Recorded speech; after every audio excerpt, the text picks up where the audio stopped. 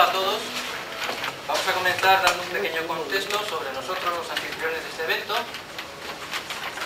Centro de Estudios Humanistas nació en el año 2004 a partir de la formación de varios grupos espontáneos de estudio, tratando de comprender y profundizar en temas de psicología, educación, arte y espiritualidad. Particularmente, algunos se reunieron en torno a la lectura y discusión de los apuntes de psicología 1, 2, 3 y 4 de siglo.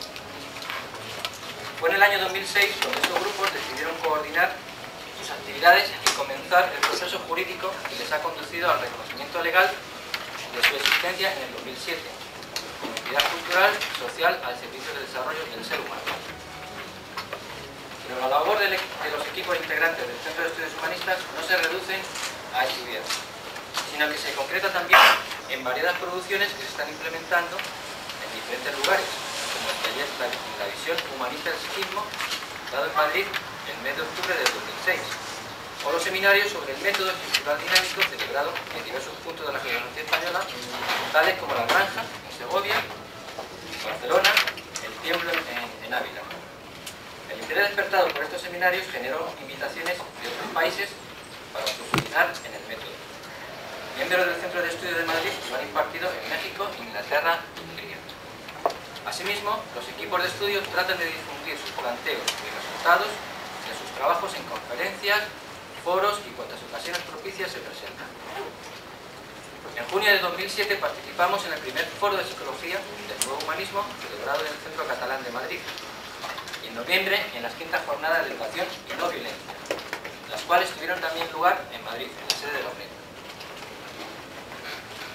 Los aportes y conferencias producidos por el Centro de Estudios de Madrid se encuentran en los anuarios de 2006 editados en papel y el 2007 publicados en la web.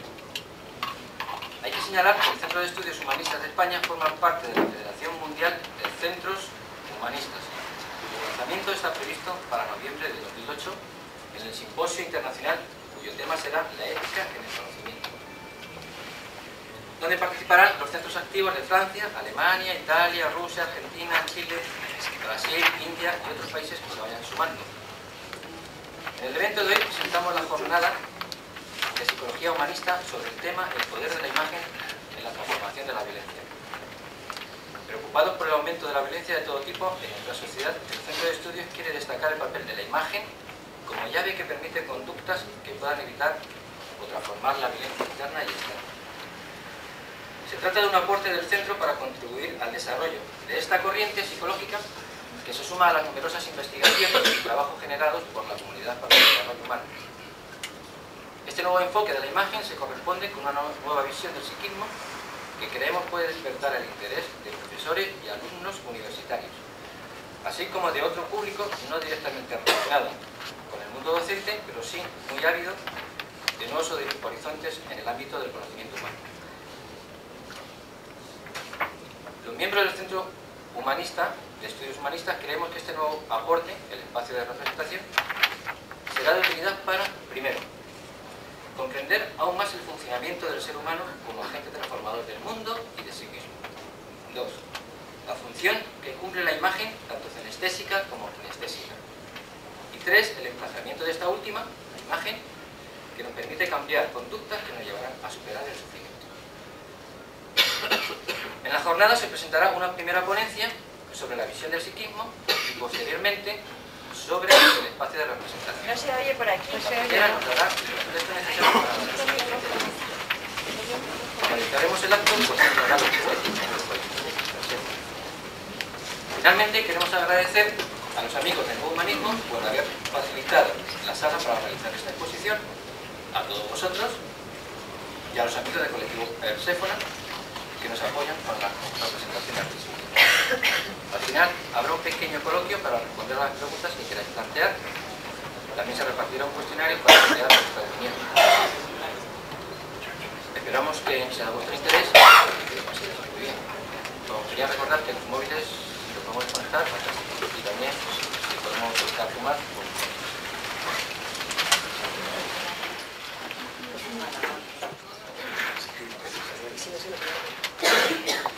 Buenas tardes. Vamos a presentaros un trabajo de estudio de Madrid sobre el psiquismo. está basado en la psicología 1 de María Luis Rodríguez Cobos. Bueno, hemos querido hacer una adaptación pedagógica. La idea era que siguiese esa pantalla completa, pero bueno.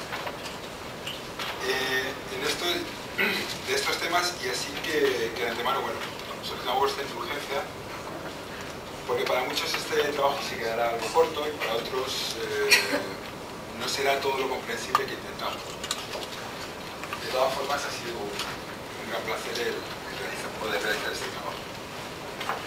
Primero vamos a ver qué es el psiquismo. En un instante mágico surgen en la Tierra distintas formas de vida dentro de un medio que está en continuo cambio. Ciclos climáticos, fenómenos naturales, calentamientos y enfriamientos del ambiente. Y esa forma de vida y esas formas de vida, buscando adaptarse, también cambian. Porque si el ser vivo se adapta, sobrevive. Y si no se adapta, muere. Para sobrevivir, los seres vivos deben compensar sus necesidades con el medio, y para eso cada especie desarrolla sus particulares tendencias al medio. Los tropismos que dan movilidad y permiten el equilibrio en esa continua situación de cambio que perciben a través de los sentidos. El psiquismo es el mecanismo de ese ser vivo que coordina sus funciones vitales y dirige su tendencia al medio, percibiendo las variaciones de ese medio. Necesariamente, cuando algo cambia en el medio, algo tiene que cambiar en el ser vivo que sobrevive adaptándose a esos cambios. Para él, la adaptación creciente es inestabilidad en movimiento. Otro mecanismo que desarrolla es el grabar respuestas anteriores, una memoria, lo cual supone una gran ayuda para la evolución, para la supervivencia y además permite menos gasto de energía. En definitiva, podemos decir que sobrevivir significa evolucionar, y evolución sería igual a transformación. El psiquismo, como coordinador del ser vivo y del medio, desarrollando sentidos y memoria para compensar la situación de inestabilidad que vive y que pueda adaptarse en ese proceso de transformación. Con las condiciones mínimas necesarias surgió la vida. No solo una forma de vida, sino muchas y con múltiples posibilidades. En el mismo espacio coincidieron diferentes especies y surgieron relaciones. Unas dominaron a otras y también hubo las que se aliaron entre sí en una relación de intercambio y las que destruyeron a otras especies. Unas sobreviven y otras desaparecen. La vida sigue transformándose y evolucionando. Después de muchos intentos de la naturaleza aparecen y se desarrollan los mamíferos. Luego, hace más o menos 2 millones de años, los homínidos. Y de uno en especial, el Australopithecus, empieza a desarrollarse el psiquismo humano, que sigue produciendo cambios en su adaptación crecientemente. Para adaptarse, evoluciona y consecuentemente produce grandes saltos cualitativos.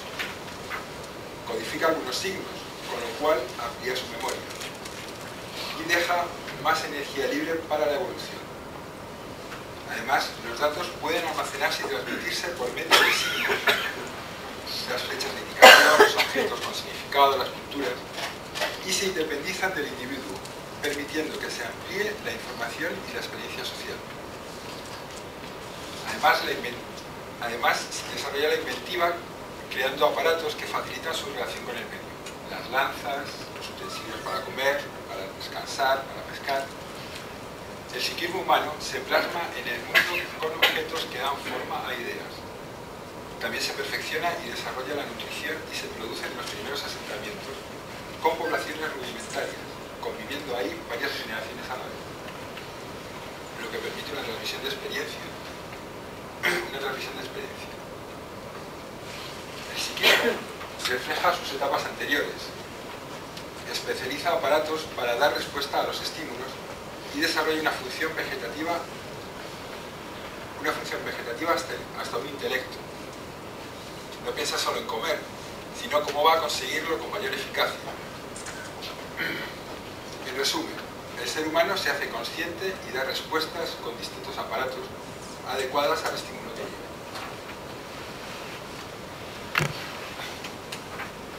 Los sentidos externos. El psiquismo percibe el mundo a través de los sentidos externos.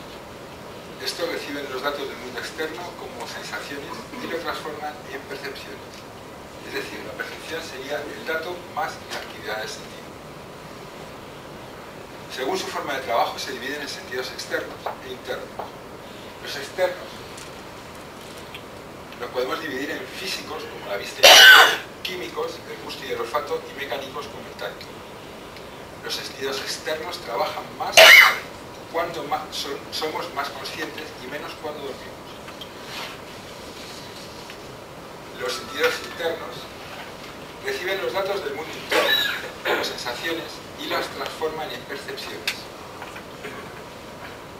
Podemos dividirlos en cenestésicos y kinestésicos. La cenestesia nos da información del intracuerpo y la kinestesia, información de nuestros movimientos, posturas, equilibrio y desequilibrio físico. Los sentidos externos y los internos están siempre barriendo franjas entre los límites o umbrales, que son los límites de la percepción, y ambos transforman datos, es decir, están activos. Cada sentido manda a la memoria, graba su particular sensación o registro, y todos los sentidos están conectados al sistema nervioso mediante las terminaciones nerviosas. Todos estos sentidos pueden cometer errores por fallo del sentido, sordera o miopía, por bloqueo, demasiado ruido y no oigo, o exceso de luz y no veo, porque faltan datos de otros sentidos, oigo un ruido muy débil creyendo que el estímulo está lejos y al mirar resulta que tengo un lector de MP3 al lado, por errores mecánicos. En el agua siento que peso menos o que se me agranda el cuerpo cuando la temperatura es similar a la de la piel. Estos son ilusiones. Los sentidos trabajan relacionados entre sí y se regulan.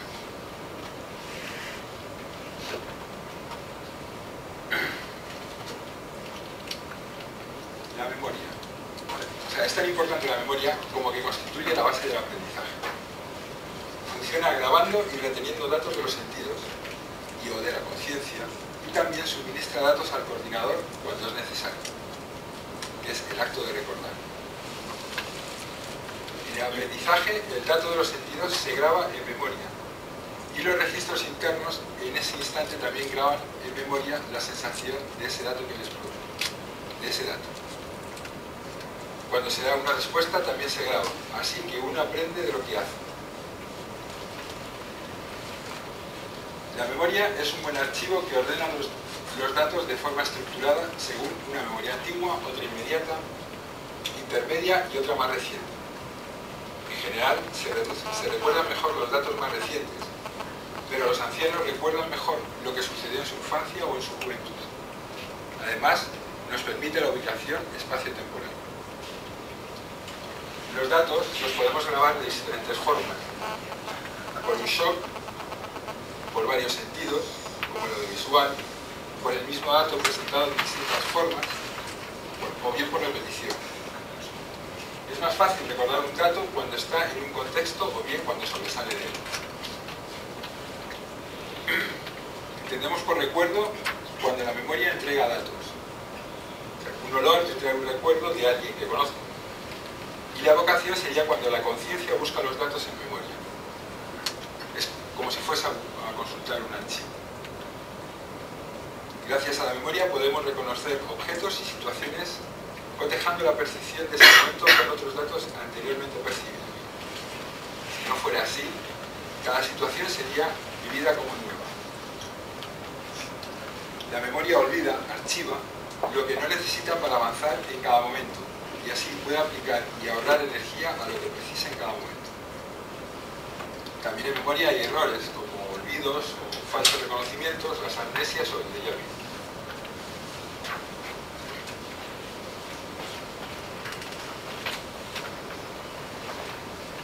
Vistos sentidos y memoria, seguimos con otros aparatos del psiquismo, que es la conciencia.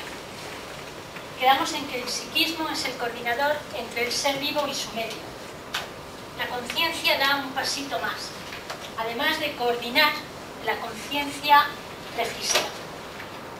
Uno no es consciente si no hay registro. Entonces, la conciencia es el sistema de coordinación y registro del psiquismo humano. Cuando coordina, ejerce la función de coordinar, se llama coordinador. Y cuando registra, pues registrador. Este aparato está en el propio cuerpo y unido a sus sensaciones. De manera que llega un estímulo, conciencia coordina o registra y da una respuesta.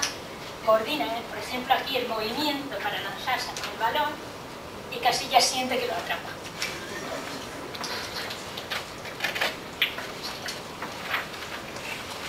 La estructura mínima de la conciencia es la relación acto-objeto. Un acto que lanza la conciencia en busca de un objeto unida por los mecanismos de intencionalidad de la conciencia. La intencionalidad es el mecanismo que le da a la conciencia la capacidad de transformación. Es un mecanismo muy importante. Desde la intencionalidad, el ser humano puede sentirse un mago. Lanzada al futuro, esta intencionalidad que le da poderes al ser humano es la búsqueda, y hacia el pasado es la evocación. La búsqueda y la evocación, los tiempos de conciencia, se entrecruzan en el presente, ahora. Cuando los actos encuentran su objeto, es decir, quiero comer y como, queda energía libre para nuevos pasos evolutivos. No todos los actos de conciencia son tan primitivos, afortunadamente, pero el mecanismo es más o menos este. La conciencia puede cambiar el mundo con esa estructura acto-objeto, según el acto y el objeto, como lo veíamos. La conciencia tiene unas características de atención, que es lo que nos permite observar los fenómenos externos, la presencia y la copresencia, por lo que reconocemos que hay objetos centrales a esa atención y objetos periféricos que la rodean. Tanto la presencia como la copresencia configuran la imagen del mundo que tiene un individuo. Se me pueden hacer más presentes los actos positivos y en copresencia todo el resto, o puedo tener más presentes los actos negativos y en copresencia lo demás, lo cual me da distintas percepciones del mundo. Cuando este sustrato de presencia, copresencia, la atención, con el que cuenta un individuo cambia o cae, la imagen del mundo desaparece y empieza otra, se transforma. La conciencia también trabaja con unos mecanismos de abstracción y asociación. La abstracción es la capacidad de la conciencia de reducir un fenómeno a su elemento más importante, a su esencia. Y la asociación trabaja por contigüidad, similitud y contraste. La continuidad es que Elsa está al lado de Alicia, la similitud es puente-río por los mismos conceptos y el contraste blanco-negro. La capacidad de abstracción de la conciencia disminuye en el sueño y aumenta cuando estamos más despiertos.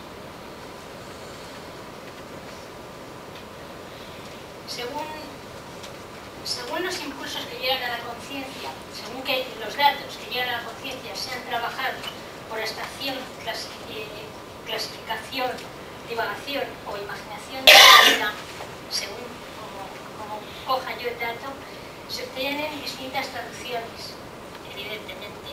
Es lo mismo estar divagando sobre algo que poner la atención sobre un punto preciso, por ejemplo.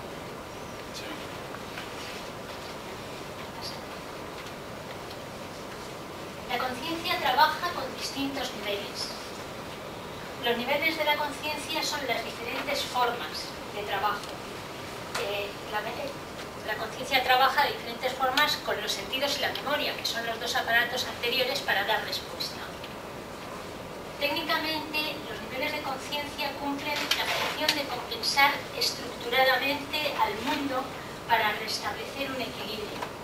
Porque los niveles de la conciencia, que son vigilias y sueño, tienen que, al alternarse y trabajar coordinados. Si yo duermo demasiado, voy a tener ese nivel demasiadas veces y cuando quiera estar atento no voy a poder. O si no duermo mucho, voy a tener sueño todo el tiempo y no voy a poder estar atento tampoco cuando quiera. Es decir, que los niveles tienen que compensarse para poder compensar al mundo. El psiquismo necesita en su interrelación con el medio compensar la influencia de cada aparato. Cada estímulo y su sensación deben colocarse y recibirse en el ámbito o nivel adecuado para poder la respuesta correcta, la que mejor se adapte al estímulo. Si yo estoy en una entrevista de trabajo y lo que hago es bostezar, es difícil que vayan a cogerme. ¿Vale? Tiene que haber el equilibrio para el estímulo adecuado dar la respuesta correcta.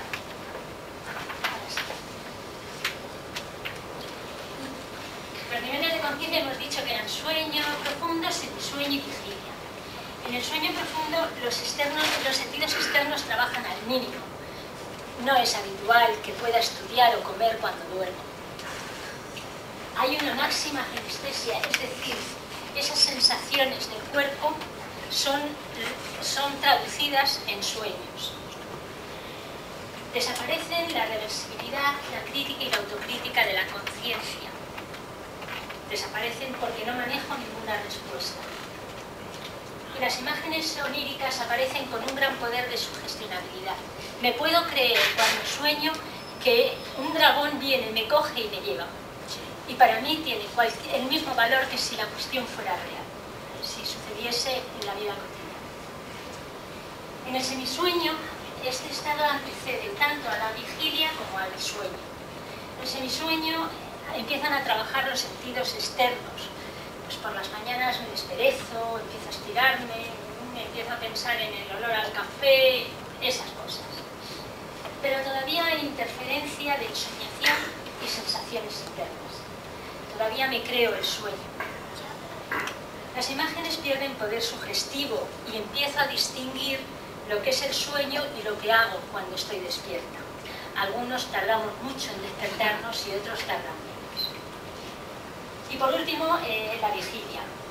En la vigilia los sentidos externos aportan más información, a veces demasiada, funcionan los mecanismos de abstracción, reversibilidad, crítica y autocrítica, manejo, o por lo menos lo intento, la información que me llega y las respuestas que doy, y el coordinador puede equilibrar los medios externo e interno. Tengo hambre y como, me preguntan, contesto.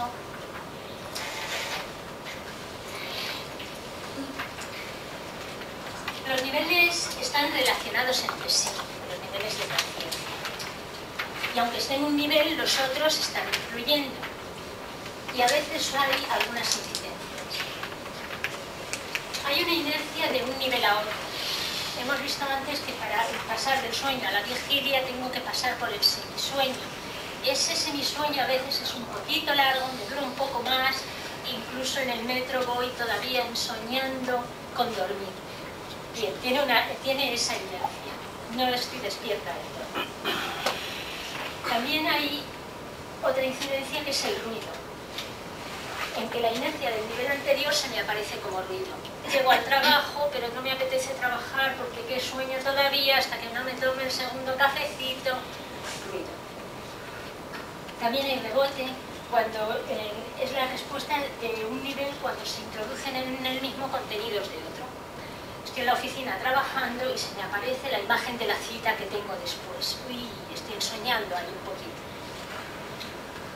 Y el arrastre, que son los contenidos, climas y tonos de un nivel que se trasladan y permanecen en otro nivel como arrastre. Me sucede a veces que nada más despertarme estoy muy contenta porque he tenido un buen sueño, o por el contrario me levanto con los pantalones de cuadros porque el sueño no ha sido tan afortunado. Esos tonos, climas, tensiones y contenidos son favorables, favorecen la evolución del psiquismo si se adecúan a las operaciones del coordinador. Y si no es así, pues alteran el psiquismo. El tono significa intensidad. Los climas son estados de ánimo intermitentes y tiñen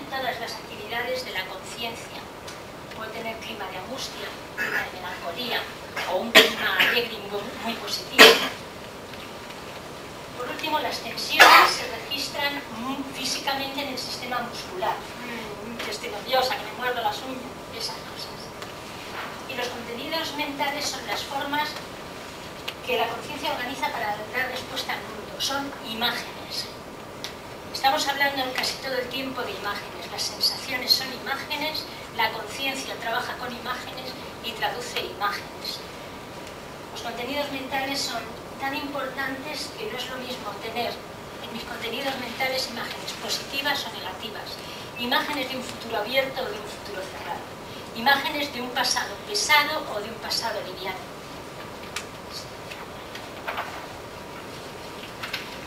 Pero la conciencia también tiene errores, todos nos equivocamos, de ahí vendrá seguramente.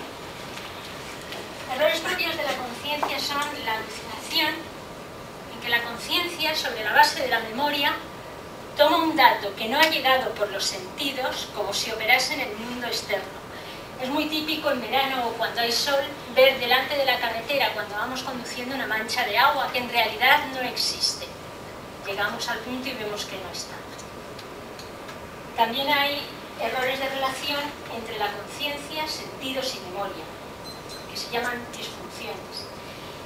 Creo que alguien me sigue, me siento perseguida, y aunque no es así, siento que todos me miran, y no es eso. La conciencia trabaja como un circuito integrado, es decir, la memoria, los sentidos y el coordinador se autorregulan. Cuando actúan los sentidos externos, se frena la entrada de estímulos internos, para que no pase como con la pantalla, ¿no?, que se pone tan grande que no aparece. Cuando la vista amplía su umbral medio, disminuye el tacto. Si huelo una flor, por ejemplo, o pruebo algo exquisito, incluso cierro los ojos.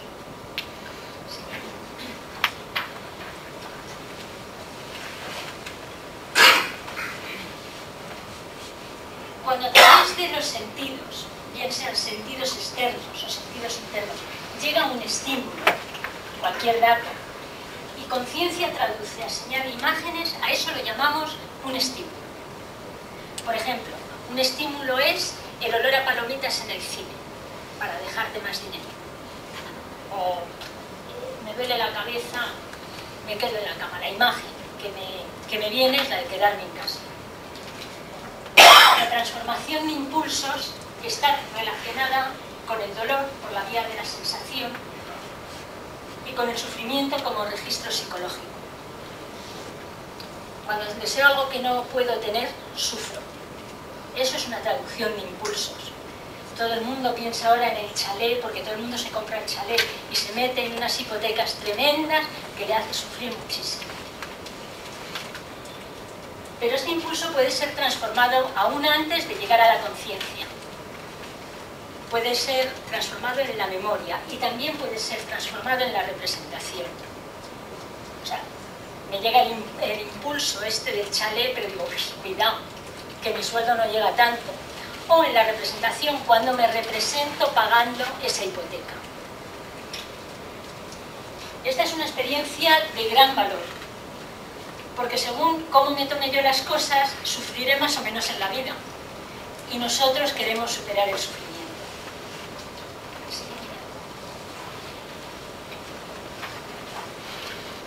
Los impulsos, estas imágenes, nos permiten internamente recordar vivencias, transformar las percepciones en base a nuestras necesidades, traducir impulsos internos para poder percibirlos. Es decir, yo recuerdo lo que quiero, voy hacia lo que creo que necesito y todo eso lo elijo. Y también, por ejemplo, cuando digo que me arde el estómago, eso es una traducción. No me arde en realidad el estómago, no tengo un fuego ardiendo en el estómago, pero la imagen que me viene de esa sensación es el fuego. Y externamente, los impulsos nos permiten abstraer lo esencial de una situación o de un dato, un símbolo. Por ejemplo, en las religiones, cada religión tiene su símbolo. Ese es un símbolo hindú, pero si vemos el triángulo y el ojo, sabemos todos a qué religión nos referimos. También nos permite expresar las abstracciones con signos. Signos de prohibido el paso, signos de ceda el paso, los signos del zodíaco. Y concretar las abstracciones y recordarlas con alegorías, que son más poéticas en general, pero también pueden ser un poquito más cotidianas. Después de todo esto, cuando tengo una sensación y produzco una respuesta, estoy manifestando un comportamiento. Vale, tengo frío y me pongo un jersey, me abrigo, es el comportamiento de abrigarse. Hay mucho ruido y me voy, bueno, hago vacío al ruido, me voy. Una película violenta me disgusta, apago la televisión o no entro al cine. En fin, son todo comportamientos. El comportamiento se manifiesta en la respuesta y se basa en la base de cualidades innatas, propias a la especie biológica, es decir, yo me manifiesto andando, con las manos, puedo hablar, porque el ser humano puede hacer todo eso, la especie biológica a la que pertenezco puede hacerlo. Y también con la base del aprendizaje, acierto, error y placer, displacer. Cuando hago algo por encaje, algo por acierto, hay encaje y es eficaz, y además me produce placer. Es decir, cuando hago algo por acierto, va en dirección de una evolución creciente. El placer es la mejor dirección a seguir, aunque nos hayan acostumbrado a lo contrario. Porque esta es la manera de que el comportamiento libere energía y se pueda evolucionar más. El comportamiento se manifiesta también a través de los centros de respuesta. Los centros de respuesta es otro aparato que controla la salida de respuestas, pero ya especializadas. Estas respuestas se dan en la relación que ya conocemos conciencia-mundo, psiquismo-medio. Llega el estímulo, la conciencia lo coordina o lo registra, manda la imagen a los centros, hablamos siempre de la imagen, y los centros que hay el vegetativo sexual, el motriz, el emotivo y el intelectual dan la respuesta que corresponda al bien. Estos centros de respuesta funcionan estructurados entre sí y tienen registros propios. No siento una emoción igual que un cansancio, tampoco siento un dato intelectual como una actividad motriz.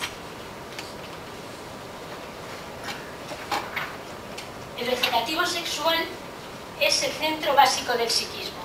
A partir de este centro se han organizado todos los demás centros en el proceso evolutivo adaptativo que llevamos.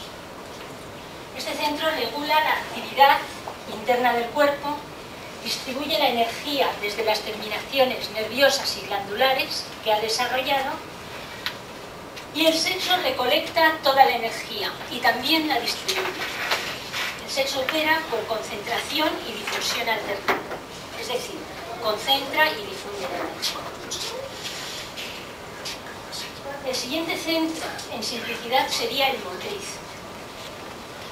El centro motriz regula los reflejos externos y los hábitos del movimiento.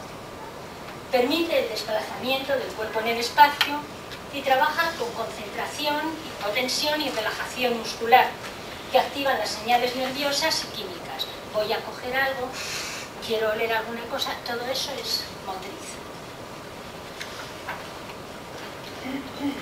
El centro emotivo regula y sintetiza las respuestas situacionales por adhesión o rechazo. Me apetece estar con Elsa, hoy no quiero ni verla. Me gusta, no me gusta, como las posibles parejas o, yo qué sé, o la verdura. Cuando da respuestas excesivas, produce alteraciones en la sincronización de los otros centros por bloqueos parciales. Si me entra una emoción muy fuerte, me pongo a llorar, no puedo hacer nada más. O doy un grito y todos los demás centros se me bloquean. El centro intelectual, por último, da respuestas desde mecanismos de abstracción, clasificación y asociación. Ya solamente al definirlo se ve que es el más complicado. Trabaja por selección o confusión, desde las ideas, la claridad de ideas a la divagación, confusión de ideas. Pueden generar diferentes formas simbólicas, sígnicas o alegóricas. Por ejemplo, desde ahí se piensan las señales de tráfico, se piensan los signos musicales, la escritura, la representación de las religiones. Todo eso se hace desde el centro intelectual. Los centros trabajan en estructura. Cuando la actividad aumenta en unos, disminuye en otros. Si voy corriendo, me es más difícil pensar. Si estoy emocionado, me es más difícil correr. En fin, cada uno va bloqueando la actividad del otro en la medida de la intensidad de la respuesta. La velocidad de respuesta al medio de cada centro es proporcional a su complejidad. El más básico, el vegetativo sexual, es el más rápido, y el más elaborado, que es el intelectual, es el más lento. Del trabajo de los centros tenemos registro cinestésico y percepción psicológica. Cada centro además tiene su propio registro y su propia percepción y su propia respuesta. Todo esto tiene que ver con el dolor y el sufrimiento. La buena respuesta de los centros da placer. La mala respuesta en asincronía, produce sufrimiento. Cuando los centros trabajan en distintas direcciones hay conflicto interno. Se da pensar, sentir, actuar en contradicción. No quiero ir a un lugar, acepto la invitación y cuando voy no estoy cómoda, preferiría no haber ido, me siento dividida. Sin embargo, pensar, sentir y actuar se experimentan con unidad cuando hay una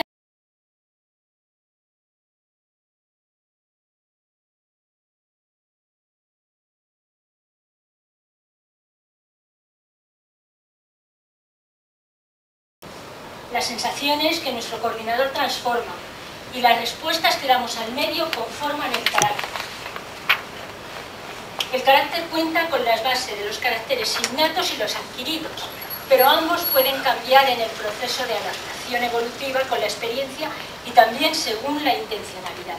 Hay un jugador de la NBA que mide 1,70 y sin embargo su intencionalidad ha superado esa base biológica que no parecía darle las mejores condiciones para ese trabajo. Cuando damos respuesta a un estímulo, suele haber un centro que utilizamos más que otros. Todos sabemos que hay personas más cariñosas, que les gusta más encontrarse con la gente, otras personas más motrices, que están dispuestas a hacer lo que sea, otras personas que piensan muy bien, dan unas respuestas muy selectivas y a las que preguntamos cuando tenemos que tomar una decisión difícil.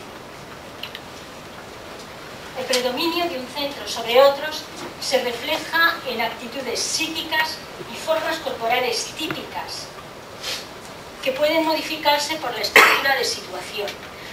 Aunque yo sea muy cariñosa, voy a una reunión y no me pongo a ser efusiva con todo el mundo. Quizás primero observo y veo cómo van las cosas o tomo notas si es que soy secretaria y tengo que ver qué datos son importantes. También intervienen en el carácter la cultura epocal. No es lo mismo vivir en la Edad Media que ahora. No es igual la respuesta de la mujer ahora que en la posguerra. También interviene la situación social. No es lo mismo la situación en que me he educado, las posibilidades que he aprendido, no es lo mismo. Y también son importantes las ocupaciones cotidianas. Dime con quién andas y te diré quién eres. Los ciclos naturales intervienen determinantemente en todos los organismos y también en el ser humano. Por ejemplo, la astenia primaveral la conocemos todos, ¿no? Pero el psiquismo humano, en su proceso de evolución, cada vez se va poniendo con mayor independencia de los ciclos naturales. En esta adaptación creciente nos vamos quitando condicionantes. El ciclo mayor del ser humano ahora mismo es su tiempo vital, que se completa pasando por distintas etapas, cada vez por más. El nacimiento, la niñez, la adolescencia, la juventud. Ya hay ahora una primera y una segunda madurez, la vejez, también hay ancianidad y por último la muerte. En cada respuesta se dan diferentes etapas. No ve lo mismo el mundo un niño que un viejo. No ve lo mismo un niño, un joven, que uno que está en la segunda madurez.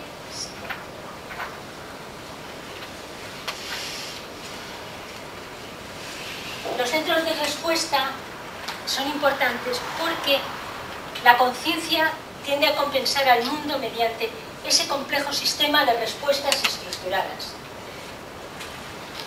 Unas llegan al mundo directamente a través de los centros. Me preguntan, contesto. Directo. O tengo hambre, como. Una respuesta directa.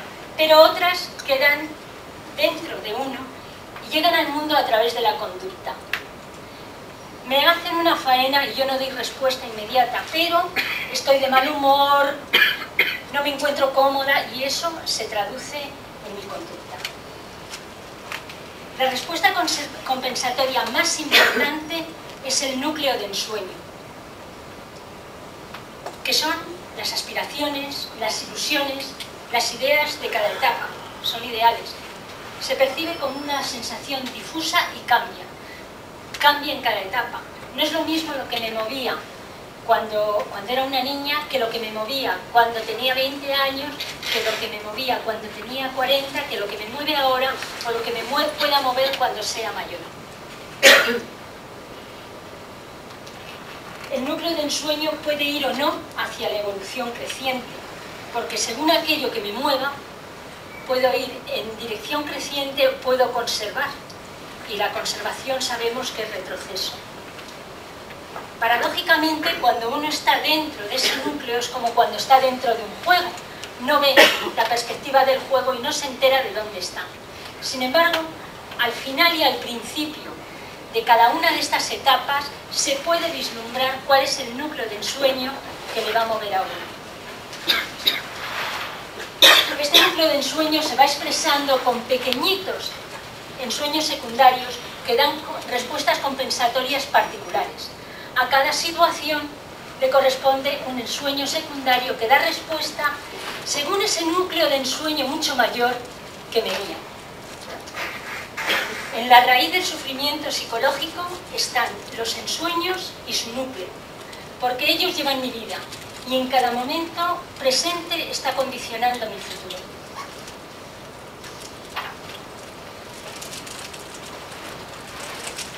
Estos sistemas de respuesta organizan la personalidad, es decir, qué cosas me importan más y qué cosas me importan menos cuando me expreso en el mundo.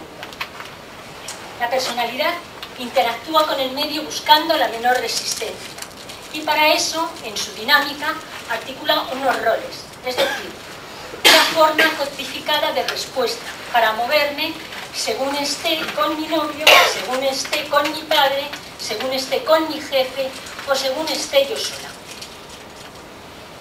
La respuesta de los roles puede ser típica, cuando es la que corresponde a una situación, o atípica, cuando está fuera del contexto.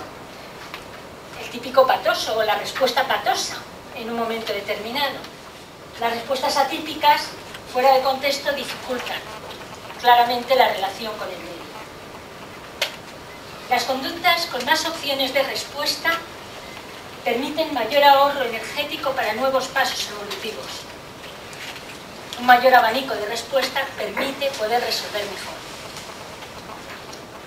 Cada conducta puede o no ir hacia la evolución creciente. Pero la conducta, como todo lo demás, se puede cambiar. Y los cambios de conducta pueden ser significativos o circunstanciales. Eso se expresa en la conducta. Un verdadero cambio de conducta significa una modificación en la estructura conciencia-mundo. Es decir, lo que me parece importante con una conducta no me parece tan importante con otra. Las prioridades de una conducta, cuando hay un cambio significativo, no son las prioridades de otra. Estructuraría de otra manera los estímulos, percibiría diferente, los estímulos se transformarían en otra dirección, es decir, cambiaría mi sistema de respuestas al mundo. En fin, lo que hemos querido decir es que con esa posibilidad de cambio inherente al psiquismo humano, con todos los aparatos que ha desarrollado, todas las posibilidades de los sentidos percibiendo, de la memoria archivando datos y ahorrando energía a la conciencia con su intencionalidad. Esa intencionalidad tan potente que permite al ser humano dar, quitar, conservar, generar vida. Y con los centros de respuesta, esa herramienta con la que podemos conservar o cambiar conductas, con la que podemos llegar a ser un Pigmalión para nosotros mismos y también para nuestra especie. Conscientes de todo eso que podemos, porque la vida está generada para crecer sin límites. Conscientes de todo eso, quizás será importante preguntarme cada día: ¿quién soy y hacia dónde voy? Gracias.